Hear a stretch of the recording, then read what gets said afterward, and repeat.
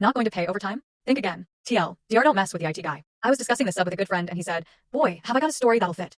It wasn't a story, but his brother's, and I sat with him and got the details. Buckle up, it's a good one and a long one. Let's call him Bob. Bob has been fiddling with computers since he was a kid and knows them pretty well. As with most IT people, he's moved from job to job. The employer he worked for was a service/distribution company, and there were 2 IT employees. The company was located in Ontario, Canada. About 3 years ago, Bob's employer decided to modernize their software. They had separate programs for dispatching, for inventory, for payroll, and finances, and it was complicated moving information from one program to the other. They decided to get an ERP, Enterprise Resource Planning, program, and Bob recommended one that he knew inside out from a previous employer. For those of you who don't know, an ERP program handles everything. Purchase orders, sales, inventory, SNN, vendors, customers, all of it. You can run a report and find out which customer has bought the most part ABC in the last year, which salesman has improved his numbers the most, which vendor has the fastest delivery time, which shipper packed the most orders. Everyone in the company used the ERP program, but it was very complicated, and they used the aspects of it that related to their position. For example, the receiver would accept a shipment, verify the quantity, confirm it was received, and the inventory stats would be available to the salespeople if they wanted to look up how many were on hand. The receiver didn't care what the price was or who the vendor was, he just did his job. Bob was run ragged during the implementation process, but he managed to train most of the employees on their aspects, and after a few months, everything was running fairly smoothly. Bob still got tickets for tweaks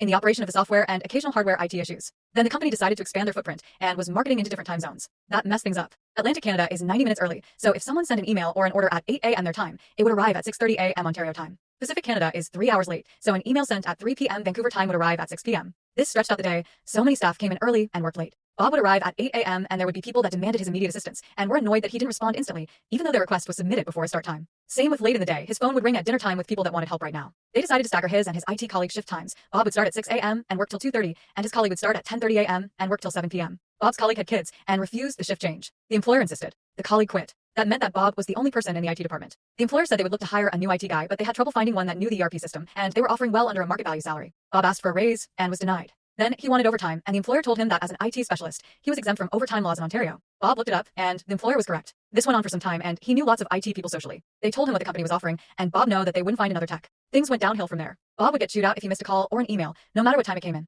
He had to train new hires in the ERP system, as well as take care of the hardware. He asked repeatedly for better compensation and was denied, so he planned to get a new job. Now here's the revenge. Bob had access to the entirety of the ERP program. When a user signed in, the time was logged, and even if they didn't sign out, after 15 minutes it would log them out anyway. Everyone in the company was on salary, and many of them came in early and stayed late. Ontario labor law states that even salaried workers are entitled to overtime after 44 hours a week, unless they were managers or supervisors. So Bob jumped into the program and ran a report for each employee that wasn't a manager, all the way back to when the ERP program was started. Then he reached out to an employment lawyer and got the okay to refer employees to him. Bob lined up another job, and after he left, every employee in the company got an email with an Excel sheet showing the hours they had put in past 44 hours a week. The subject line said, "You're legally entitled to overtime pay," and the body of the email was the lawyer's name. The shit hit the fan. Almost every employee authorized the lawyer to negotiate with the company on their behalf, and the company had to pay a ton of money. All the company had to do was pay Bob for the extra work he put in. Instead, they had to pay almost everyone.